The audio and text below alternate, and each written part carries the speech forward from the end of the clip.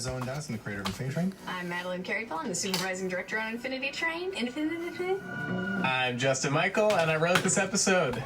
Woo!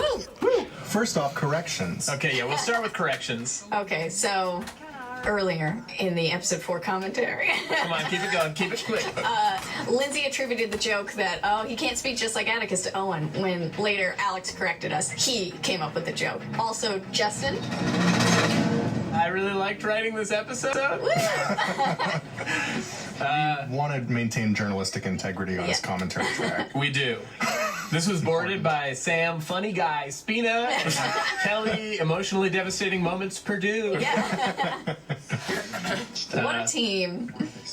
I feel like this one is the one where the show starts to like reveal itself a little bit. Like, hey, Yeah. This it is the ain't turn. all fun and games and crystal giants, huh? Yeah.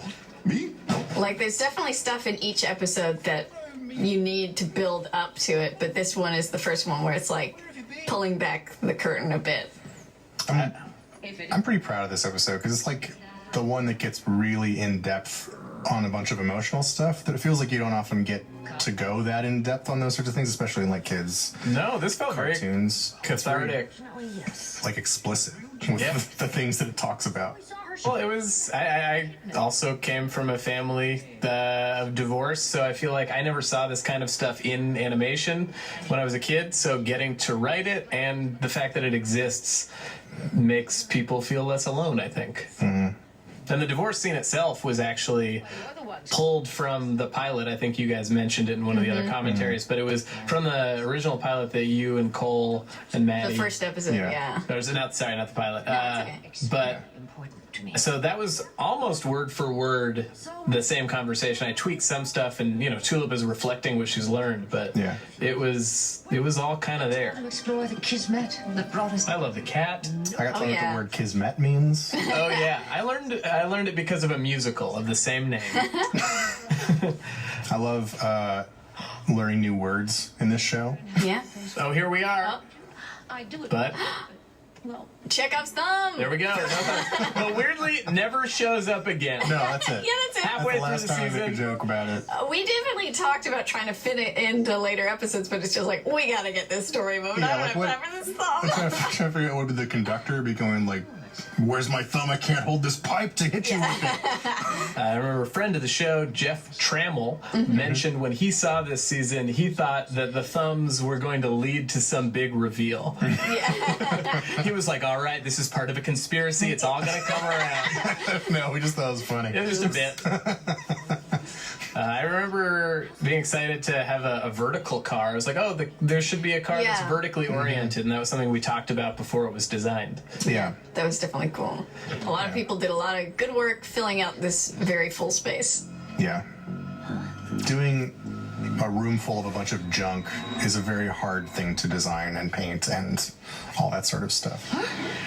This is very scary. I feel like this is where the horror of the show, other than the Gome, like really starts to kick in also. Yeah. And I know that you had strong feelings on how to visualize all of this. Like, the cuts should be almost unnoticeable. Yeah. It's very Dream disorienting. logic. It feels like often if you get these sorts of things in animation, the way that you'll end up being like, oh, it's like a surrealistic thing, is you'll have like transformations, a lot in the way like transformations and things like that. But I want it to feel more filmic, I guess, where you wouldn't really have the ability to do a lot of special effects and stuff. So making it like the editing is what makes it feel uncomfortable and strange. A few things about these memories. That Christmas tree memory, I think, was from Maddie's Yes, life. that actually did happen to me. I pulled a Christmas ornament off a tree and the tree fell on me, but I was fine. Yeah. As I am now. Well, her face is smushed like a cartoon. Oh no. but She's 2D. That's why I work in animation. I can't. Yeah, you relate to like a Wile E. Coyote after an anvil falls on it. Yes, yes. And, But you yeah. had one, yeah. Oh, the Orion's belt. I can see Orion's belt in part of his pants is something that my sister said when she was really little, and it was a family joke. Very cute. Yeah. Donuts. This is one of the funniest sequences. I love the wig. So I love it. Actually, one of our designers, Allison, dressed as the one from this commercial And for Megan dressed as Halloween. the... Yeah, and Megan dressed as Atticus. Yeah, it was great. This is super scary. Yeah.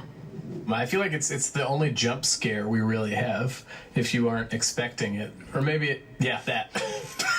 It's also fun because like taking his dialogue from later and putting it in there and like making it muffled and weird was kind of fun. Like that was something we came up with in the mix, I think, as an option.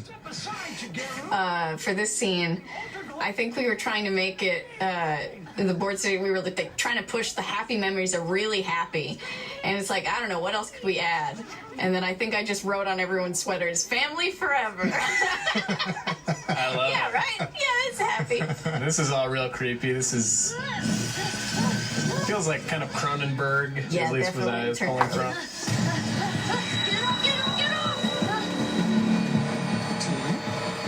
How about those dolphins? In unnamed video. Oh, excuse me. This isn't how it happened. There's Yeah. actually, I think it was in the earlier shot of Dolph World, the first time you see the memory. There's some cameos in the crowd for people on the crew and things like that. Yeah. Maddie's in the lower right corner. I am. I think Alex might be in it. I forget Yes, this. he's also in Yeah. it. Yeah. Well, this scene, the argument between our parents was written on a separate page because it was so long in case we needed a really long take of it, which just sort of yeah. faded back. I gotta say, they were really good at arguing like parents. Yeah. They did a great job. I think, was it Mark Fight was the dad? Yeah. Mark and Audrey. Donut holder. They shouldn't be here. Owen? Harry the Bike Guy is based on a particular commercial from the early to mid 2000s in Minnesota. And Harry. If you were there in the time, you know exactly Yeah. what that is parodying. Take that info and run with it. Yeah, go figure it out. can You'll have a figure good it out. time. This moment, I feel like, it's such a sad truth of difficult moments in childhood where you kind of realize that you have to be the parent Yeah. for your parents, and I think showing that is, important. Oh, Ugly Erwin also Yeah, Ugly equally Erwin. important. Was that in the script? It was in the script, but I don't think Ugly Erwin talked. I think Kelly Kelly may have added added that. saying divorce. It is amazing. Neither. We just Yeah, I want to think- talk to you. Talk with you. What's cool is like not only the fact that you wanted to show divorce in a show, but like I think what we all sort of stumbled upon the idea of like Much, but the way we remember things is either like super traumatic or kind of blocking it out for a happier version. Sometimes neither are true, and the fact that like there is this middle ground where it's just kind of is Yeah. maybe the hardest thing to accept. Definitely. Gray was one of like the you might have known. guiding principles of the show. Is that's like the idea of like good and evil is not entirely true. It's really more like things are kind of the way they are, and now what are you going to do about it? Yeah. Are you?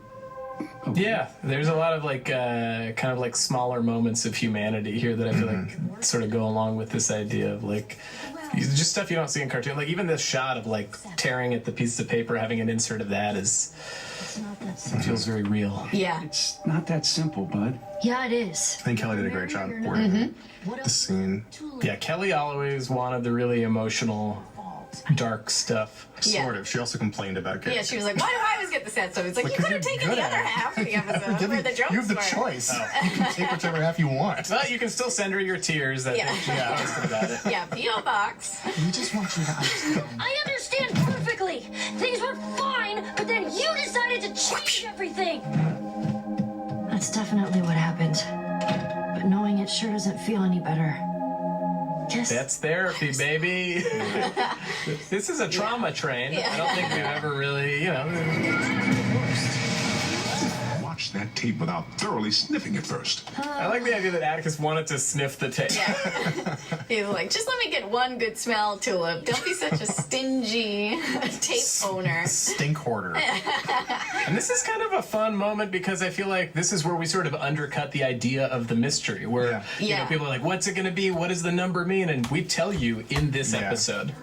People are, I think at this point, people would have assumed like, oh, like by the last episode, that's when we're going to find out what the number is. And we're like, no, we're going to do it right up front. Yeah. And there you go. Because that's not actually the mystery of what isn't actually an important thing. A why is is much more important. And that's the Yeah. sort of thing you can explore as deep as you want, the why versus the what. Yeah, it's Tulip's story that's Yeah. more important than Yeah. the mystery Yeah. of the train. Yeah, this episode does a lot of heavy lifting for introducing story stuff and train stuff. Yeah. Because also, yeah, we see train cars can move around. Think about it. If you notice, the that. cat just pocketed the conductor's tape in Yeah. that moment, which will come into play. Where is the passenger? So we talked a lot about this moment. Like, should we show the conductor? Should the conductor speak? Yeah. Should the conductor not be seen at all? Should it just be the steward? And we sort of Yeah. settled on just seeing the sine wave, the wavy red line. Yeah. And I think Yeah, leaving it, such a cool image of it coming out of the darkness like that. yeah, it's scarier and piques your interest. And I think it was Alex, one of the other writers, who really leaned into the idea of the cat needing to have. We need to care about the cat. Yeah. Yeah. And, you know, she's a bad guy, but we should feel empathy. And I think the fact that she collects things and she actually cares about her things was She important. does have something she cares about. Yeah. The end. Huzzah! Episode 5, the cat's car! My personal favorite that I wrote this season. Woo! Cool. Anything else? You had a lot of notes. I don't want you to feel unfulfilled. Oh, shoot. Hey, people can watch this commentary on a blank screen as long as they want you.